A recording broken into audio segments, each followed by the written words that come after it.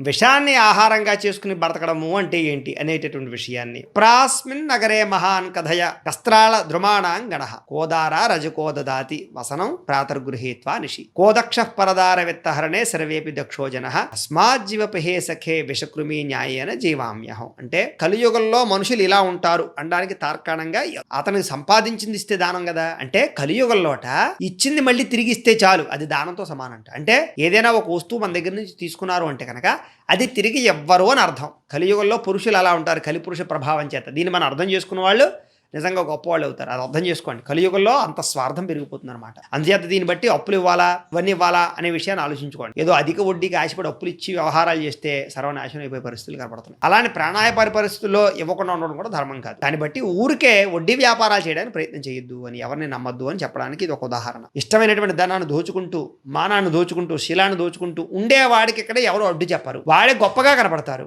రాక్షసత్వంగా ఉంటాడో వాడు చాలా గొప్పగా ప్రపంచానికి కనపడతాడు. డబ్బు ఎవరి దగ్గర ఉంటే, దమ్ము ఎవరి దగ్గర ఉంటే, బలం ఎవరి దగ్గర ఉంటే, అధికారం ఎవరి దగ్గర ఉంటే వాళ్లే గొప్పవాళ్ళులా ప్రస్తుతం జనాలకి కనపడతారు.